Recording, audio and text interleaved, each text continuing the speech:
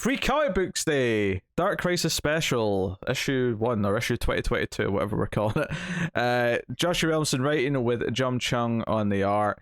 This is, I mean, it's only really half an issue, really. There's some stuff in the back half which I'll briefly mention after we've talked about the main story, but it's really the opening, like, I don't know, 10 pages or whatever it is. If that. Yeah. For the record, this is officially called Dark Crisis Zero, the Free Comic Book Day Special Edition 2022. Oh, forgive me. This is officially a zero issue for Dark Crisis. Forgive me for not remembering that wonderful That title. makes it essential reading, Pete.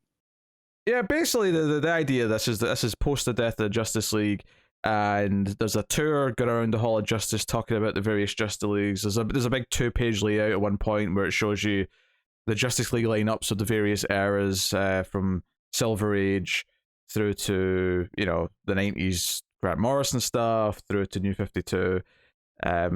And the twist is that the tour guide is actually Clayface pretending to be a tour guide because he's trying to steal something from the Hall of Justice because the Justice League don't exist, so it's kind of open season. And then Wally comes in as the Flash to take care of the situation, and is nice to the kids, and it's just kind of a, you know, it is what it is.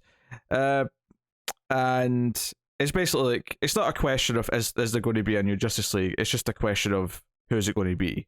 That's all it is. It's not, you know, it's a bit of a when, but there's going to be a Justice League because there's always going to be a new Justice League, which is cool because that's, you know, that's kind of what I like about the teases for the event, is that we're going to do this legacy character team up kind of thing. The only thing that because it's a simple little thing, it's a nice enough little story on its own. I kind of liked some of the art, especially on Wally. I thought it was a nice, like that big half page of him sort of smirking before he takes down Clayface. I thought it was a really nice moment. I really didn't like the very first page. It's like what turns out to be Clayface. The face, it feels like there's a weird disconnect. Like it's like the second panel or something. It's the weird shading on her face. She's got like a bit of a smooth kind of thing going. And that put me in. It wasn't a great start when that was, you know, one of the first things I saw in the issue. To be fair, I think all the regular faces are a little bit weird, but once you get characters that are either a clay monster or someone in a mask, it starts looking quite good. That's fair. So it's maybe just the strengths of the artist more than anything. Yeah. Yeah, the only thing that I really didn't like about this, and there's not a lot to like or dislike, it's a pretty simple little thing just to sort of set up the status quo and what the mood is going into the event, is how quickly Clayface just kind of writes away the fact that he was kind of a good guy for a while, but just said, I try to go straight and narrow, but it wasn't for me. I hated this. Yeah. And not the story in general, but this decision with Clayface as a villain again now. I'm like, oh. It was only, even recently, we were still playing with him being kind of mixed. Yeah, I really like, obviously, Tynan's detective run, so obviously it was always going to revert at some point. I just wish it wasn't a throwaway little line like this that just kind of, that was it. I get it, but there was no reason it had to revert. Like I say, you know, Harley hasn't really reverted. And Clayface, it wasn't just in that one run, it was as recently as even in Ramvy's Catwoman, towards the end of that. That's true. That's true. But like we've still had Clayface being morally better. Yeah, I wonder if this is something that Williamson's just done because this is what he wants, so we can be a little annoyed at him for it, or is this like sort of like editorial saying, "Yeah, Clayface is going to be a villain now, so that's someone you can use," and then he's picked them with that in mind. I don't know. Yeah, I'm not sure which way around it is. Either way, I don't know who to blame, but either way, I don't like it. Yeah, I think that's fair. So,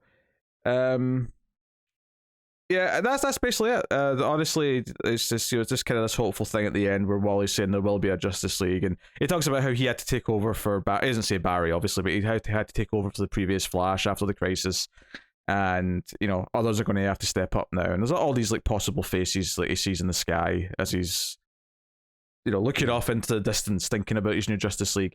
It makes sense that Wally. And Dick, admittedly, as well, assuming Dick's got to be heavily involved, they would be the ones leading the charge and sort of taking control of the new team. Well, that does make sense. From a legacy, from both a legacy perspective and like an experience perspective, is it Wally's is the Flash and has been the Flash for some time. Dick has been Batman. Like they've both kind of stepped out of those roles. Wally's been a leaguer multiple times before, anyway. Yeah. Dick, I'm sure he has, but it's less prominently. He tends to have stuck to, like, you know, outsiders. Yeah, for sure. His own teams instead. Oh yeah, Wally's definitely the one. I mean, unless like Hal shows up or something, like Wally's the one that's been on the Justice League the most out of all the possible. Out of the members. next lot, yeah. Yeah. So that's cool. So there's a little preview for Dark Crisis issue 1, which I intentionally skipped over because I'll just read it in the full book when it comes out. Same. So that's fine. I did sort of notice the 2-page layout of like a candlelit vigil for the Justice League, and I thought, oh, that was a cool page, but that's all I saw. That's all I really noticed. Fair enough. I didn't even look at that. And then there's a history of the DC multiverse, which just kind of recaps stuff that was established heavily in Justice League Incarnate. Although, and it says it establishes some of the key things you need to know going in, which is basically just the idea of the Great Darkness and all the people behind the various crises have unknowingly kind of been influenced in some way by the Great Darkness, because it's a sort of like encouraging force. And talks about how it realized, the Great Darkness realized that heroes, at some point along the way, heroes were its greatest adversary.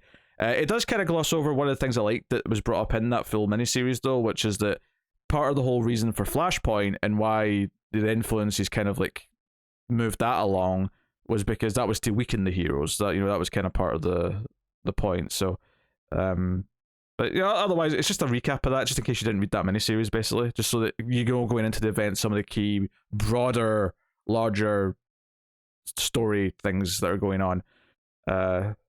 So that's basically it. And then there's a lot of ads at the end for Justice League graphic novels, which makes sense. What's interesting though is the checklist at the back, which actually goes all the way up to the end in December. So this is probably worth having a quick look at. Yeah. So we know about May, obviously, which this month has the Road to Dark Crisis issue 1 sort of prelude issue. So we know that's coming. June has Dark Crisis issue 1 and Dark Crisis Young Justice issue 1. We know that's a 6-issue miniseries that's sort of the main tie-in series. And we know that the Flash 783 in June is also tying in. It turns out the Flash is tying in for 3 issues, so June, July, and August issues are all tying in, which makes sense. It's a little arc that's tying into the thing. Yeah. Going forward, we know in July they start off the one-shots, which is the one we know about is Dark Crisis Worlds Without a Superman issue 1. So and we speculated that it was named that way because there'd be more. Turns out that's the case. So there's one of them a month. August has Green Lantern issue. September's Wonder Woman, October's Green Arrow, and November's Batman.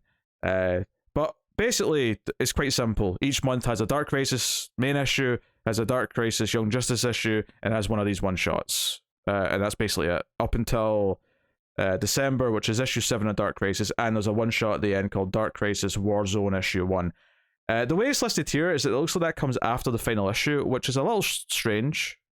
Probably an epilogue issue then, isn't it? Yeah. But I wonder, is it like an epilogue issue in the sense that it's like the end of this? Because Warzone issue 1 to me sounds like the sort of thing where you're showing a lot of the fighting going on around the main story beats. But I mean, that's just because of the title. Maybe it is just an epilogue. So it is nice to see this stuff because it's showing that they're not going nuts with like tie-ins all over the place. It's pretty there's a few. streamlined. Like, say there's like the Flash one, which has like 3 issues, right? I mean, that's the only one. Yeah, everything else is just separate books and it's just it's a mini. It's basically 2 minis. It's like a mini series called just Dark Crisis Young Justice, and what's effectively a mini series of one shots with the each one focusing on a different Justice Leaguer. Yeah. So it's just really 2 mini series that seem pretty optional, and 3 issues of the Flash. So and a one shot at the end, if you want to count that. But which you probably should. Yeah, this was fine. Like, honestly, it was a nice little story. I mean, Clayface's like heel turn in the way he dismisses him being a good guy is kind of not really a problem with this so much as it's just a problem with like a decision about that character going forward. But the actual story that's being told here about the Justice League and the Flash and their importance is a perfectly fine little slice of like. It is. I can't say I'm particularly enthused for the story overall going forward. Because I've not enjoyed a lot of this side of Williamson stuff. There's nothing about this that I'm excited for, and I thought, well, maybe this will be the issue that changed my mind, because this is the whole point of this issue is to get people excited to come and check this event out, and it didn't excite me, unfortunately. I like it because of the characters that are going to have to now headline the event, and it feels kind of like an old school DC event to me in that sense. So it's tickling some boxes for me. I did say tickling there, and I meant it. I assumed you did. My Peter Tingle.